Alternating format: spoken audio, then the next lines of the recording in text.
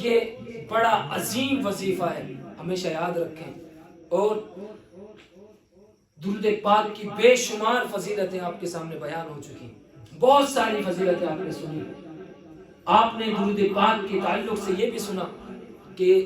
ایک درود پاک جس کو دلائل الخیرات کے اندر ذکر کیا گیا، علامہ سلیمان جزولی رحمۃ اللہ تعالی علیہ کہ جو بیان فرماتے ہیں ایک درود پاک ایسا بھی ہے کہ جس کی فضیلت میں اللہ رب العزت اپنے ملائکہ سے فرماتا ہے، اپنے فرشتوں سے کہتا ہے، اے میرے فرشتوں،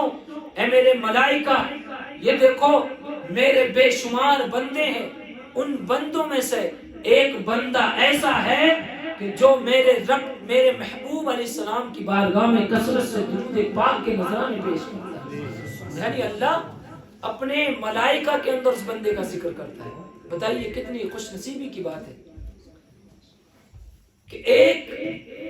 اس امت کا ایک کم تر شخص اگر درود پاک پڑھے، اللہ رب العزت اپنے نوری ملائکہ کے درمیان، اپنی نوری مخلوق کے درمیان اللہ رب العزت اس بندے کا ذکر فرماتا ہے کہ میرے فرشتوں دیکھو.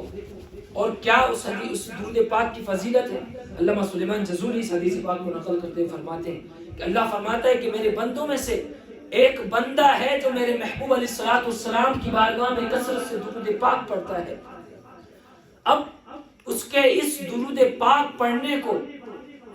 اللہ رب العزت فرماتا ہے فَوَعِزَّتِي وَجَلَالِي وَجُودِي، اے میرے فرشتوں، مجھے میری عزت کی قسم، مجھے میری بزرگی اور میری بخشش کی قسم اور میری بلندی کی قسم، میری اپنی بزرگی کی قسم، فرماتا ہے اے میرے فرشتوں لَأُعْتِيَنَّهُ بِكُلِّ حَرْفٍ صَلَّى بِهِ قَصْرًا فِي الْجَنَّةِ، یعنی میں اس کو اس درود پاک پڑھنے کے ایک ایک حرف کے بدلے جنت میں ایک بڑا محل عطا فرماؤں. یعنی ایک لفظ درود پاک کے بدلے اللہ رب العزت کیا فرمائے گا؟ جنت میں ایک بڑا محل عطا فرمائے گا ان کو. اور آگے ارشاد فرماتے ہیں کہ صرف اس درود پاک پڑھنے والے کو صرف ہر ایک حرف کے بدلے ایک محل تو عطا ہی کرے گا اللہ رب العزت. آگے اللہ فرماتا ہے کہ وہ قیامت کے دن، کہ جس دن کسی چیز کا کوئی سایہ نہیں ہوگا، آدمی سورج کی تپش سے پریشان ہوگا، صرف اگر سایہ ہوگا تو لیوائے حمد کا جھنڈا ہوگا، اس جھنڈے کا سایہ ہوگا. تو فرماتے ہیں کہ وہ درود پاک جو شخص دنیا کے اندر پڑھے گا، اللہ رب العزت فرماتا ہے کہ قیامت کے دن وہ میرا بندہ جو درود پاک پڑھتا ہوگا، اس درود پاک پڑھنے والے کو اللہ رب العزت لواء الحمد کے نیچے جگہ عطا فرمائے. اور آگے فرماتا ہے کہ میرے فرشتوں صرف یہی نہیں، وہ جب قیامت کے میدان میں آئے گا تو اس کا عالم یہ ہوگا کہ اس کا ہاتھ میرے محبوب کے ہاتھ میں ہوگا. اور فرمایا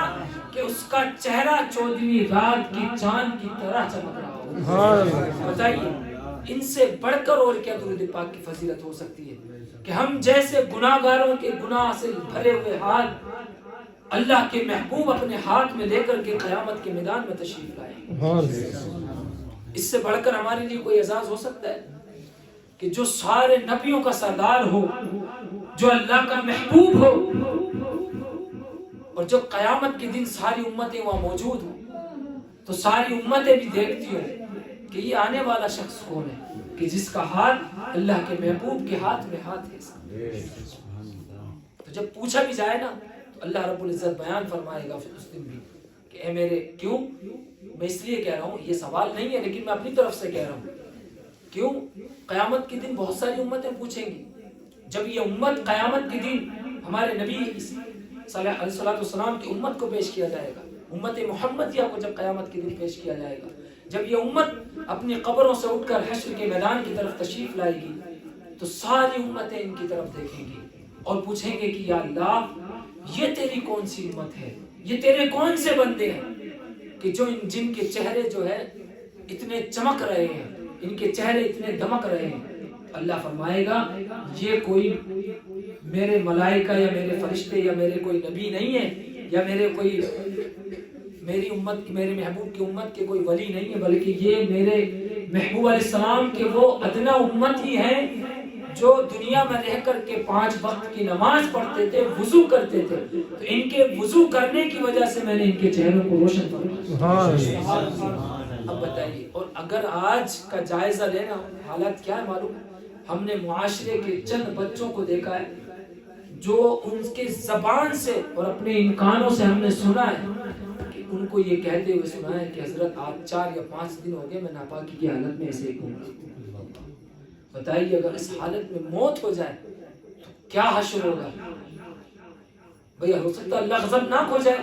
کہ مسلمان اور ناپاکی کی حالت میں، اللہ فرماتے کہ چلو اس کو ڈال دو جہنم میں۔ بتائیے کیا بنے گا ہمارے؟ ارے ہمارے بزرگان دین کی زندگی کو دیکھو، ایسے ایسے اللہ والے گزرے کہ جو نیند سے بیدار ہوتے تھے تو وہ اتنا اللہ کا خوف اور موت کا ڈر رکھتے تھے، وہ اتنا ڈرتے تھے کہ ہم اٹھ کر کے بستر سے وضو کرنے جائیں کہیں ایسا نہ ہو ہمیں موت آ جائے، تو وہ اپنے بستر سے اٹھ کر وہیں پہلے تیمم کرتے تھے، تیمم کرنے کے بعد پھر وہ وضو کرنے کے لیے جاتے تھے، یعنی ایک لمحہ بھی وہ ناپاک رہنا پسند نہیں کرتے تھے۔ میرے عزیزوں، میرے پیاروں، آپ سب کو اور آپ کے وسیلے سے اس گناہگار کو اللہ رب العزت نے یہ موقع میسر کیا کہ آپ لوگ جمع ہیں، اور اس ماہ مبارک میں اللہ رب العزت ہمیں جتنا ہو سکے اللہ رب العزت ہمیں توفیق دے کہ ہم اس کی عبادت کریں۔ ہاں میرے عزیزوں، میرے پیاروں، آپ لوگوں کو اس محفل کے وساست سے بہت سارے عملیات، بہت سارے وظائف عطا کیے گئے، اور ہمیشہ یاد رکھیں، میں یہ بات ہمیشہ تاکیداً کہتا رہتا ہوں تاکہ شیطان آپ کو ورغلانے کی کوشش نہ کرے، کہیں شیطان آپ کو یہ نہ کہے کہ بھائی تو اتنے دنوں سے ورد قادریہ پڑھ رہا ہے، تیرا فلانا کام تو رکا ہوا ہے، وہی نہیں۔ شیطان ہے نا، شیطان ہر ہیلے جانتا ہے، وہ روز ازل سے لوگوں کو بہکاتا ہوا آ رہا ہے، تو کہیں شیطان ایسا نہ ہو آپ کو بہکائے کہ تم آپ تو 5 پنجے گندے قادریہ پڑھتے ہو، کیا ہوا آپ کو؟ کچھ نہیں ہوتا، آپ کا تو کوئی، آپ کی تو کوئی مشکل ہی حل نہیں ہے، غوث پاک میں تو آپ کی کوئی مدد ہی نہیں کی، آپ کو تو بتایا تھا کہ جیسے فون نمبر لگاتے ہیں ایسے غوث پاک مدد کرتے ہیں۔ تو یاد رکھو کہ بہت ساری چیزیں اللہ رب العزت ہماری آخرت کے لیے اٹھا کر کے رکھ دیتا ہے۔ کیوں؟ ہمارے لیے ہم سے بہتر ہمارا رب، اس سے بہتر جاننے والا کوئی نہیں ہے۔ ہمارے لیے کیا بہتر ہے وہ ہمارا رب جانتا ہے۔ ہم بظاہر دیکھ رہے ہیں نا، ہم ابھی طلب کر رہے ہیں کہ ہمیں کروڑ روپے مل جائے، یہ ہماری طلب ہے، یہ انسان کی طلب ہے، لیکن رب جان رہا ہے کہ اگر اس کو 1 کروڑ روپے مل گئے تو یہ خسارے میں چلا جائے گا، میرا بندہ، یہ بندہ دنیا میں چلا جائے گا، یہ بندہ دنیا کے اندر جا کر کے مستغرق ہو جائے گا۔ آج یہ 5 وقت کی نماز پڑھ رہا ہے، اگر میں نے اس کو کروڑ روپے دے دیے تو پھر یہ 1 وقت کی بھی نماز نہیں پڑھے گا، اور پھر کل یہی بندہ اللہ سے مجھ سے ہی دعا کرے گا کہ اللہ کاش تو مجھے 1 کروڑ نہ دیتا تو میں تو وہی غریبی کی زندگی بہتر تھی کہ میں کم سے کم تیری 5 وقت کی نماز تو ادا کر رہا تھا۔ تو ہمارے حالات کے بارے میں ہمارا رب ہم سے بہتر جانتا ہے،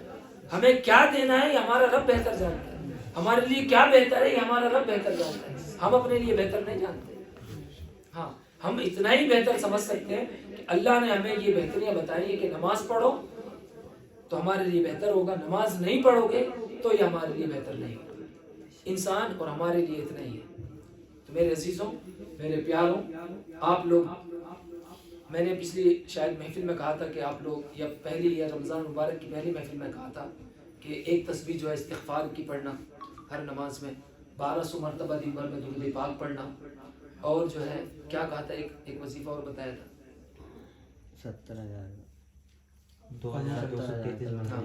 70,000 مرتبہ کلمہ طیبہ 1 مہینے کے اندر پورا کرنا، ٹھیک ہے۔